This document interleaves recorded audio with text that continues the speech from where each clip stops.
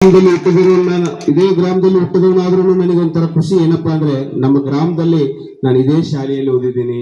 ಇದೇ ಗ್ರಾಮದಲ್ಲಿ ಎಲ್ಲ ಪ್ರತಿಯೊಂದು ಹಳ್ಳಿನೂ ಅಡ್ಡಾಡ್ತಾ ಇದ್ದೀನಿ ಅಂದ್ರೆ ನನ್ನ ಗ್ರಾಮ ನನಗೆ ಮಲ್ಲಾಪುರ. ನನಗೆ ಮಲ್ಲಾಪುರ ಅಂದ್ರೆ ನಾನು ಹುಟ್ಟಿದೂರು ಅಂದ್ರೆ ನನಗೆ ಹೆಮ್ಮೆ, ನನಗೆ ಖುಷಿ. ನನ್ನ ಮಲ್ಲಾಪುರ ಗ್ರಾಮಕ್ಕೆ ನಾನು ಏನೇ ನನಗೆ ಸನ್ಮಾನ ಗೌರವ ಸಿಕ್ಕರು ನಮ್ಮ ಮಲ್ಲಾಪುರ ಗ್ರಾಮಕ್ಕೆ ಅದು ಸೀಮಿತವಾಗಿರುತ್ತೆ.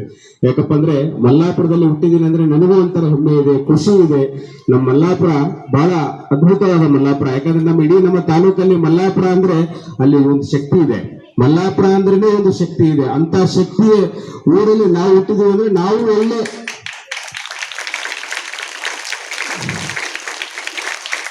ನಾವು ಮುಂದೆ ಈ ಶಕ್ತಿ ಎಲ್ಲಿ ತೋರಿಸ್ಬೇಕಪ್ಪ ಅಂದ್ರೆ ಒಳ್ಳೆ ವಿದ್ಯಾವಂತರಾಗಬೇಕು.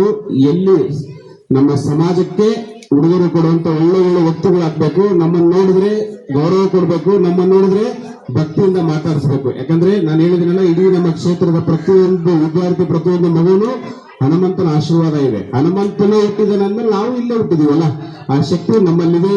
ನೀವು ಮುಂದೆ ಸಹ ಯಾವುದೇ ರೀತಿಯಲ್ಲಿ ಪ್ರತಿದಿನ ಶಾಲೆಗೆ ಬರಬೇಕು. ಶಾಲೆ ಯಾರು ತಪ್ಪಿಸಬಾರದು. ಹಬ್ಬ ಹರಿದಿನಗಳು ಬರ್ತವೆ. ಪ್ರತಿದಿನ ಒಂದು ಹಬ್ಬಕ್ಕೆ ಒಂದು ದಿನ ಮಾತ್ರ ರಜೆ ತಗೊಳ್ರಿ. ಯಾವತ್ತೂ ಸಹ ಈ ಸಮಯನ ವೇಸ್ಟ್ ಮಾಡಬಾರ್ದು.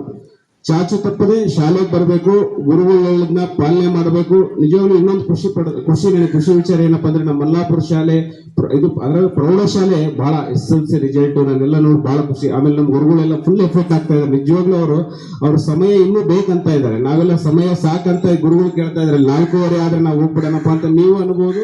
ಆಮೇಲೆ ಇನ್ನು ಬೇರೆ ಟೀಚರ್ಸ್ಗಳು ಯಾರಾದ್ರೂ ಅನ್ಬೋದು 4:15 ಆದ್ರೆ ಹೋಗ್ಬಿಡೋಣ ಅಂತ. ಆದ್ರೆ ನಮ್ಮ ಟೀಚರ್ ಏನಂತಾರೆ, ಇಲ್ಲ 4:15 ಇನ್ನೂ ಸಮಯ ಸಾಕಾಗಲ್ಲ, ಇನ್ನು ಸ್ವಲ್ಪ ಬೇಕು ನಮಗೆ ಸಮಯ ಅಂತಂದ್ರೆ. ಯಾಕಂದ್ರೆ ಅವ್ರಿಗೂ ಅಷ್ಟು ನೋಡ್ರಿ ಎಷ್ಟು ಖುಷಿ ಇದೆ.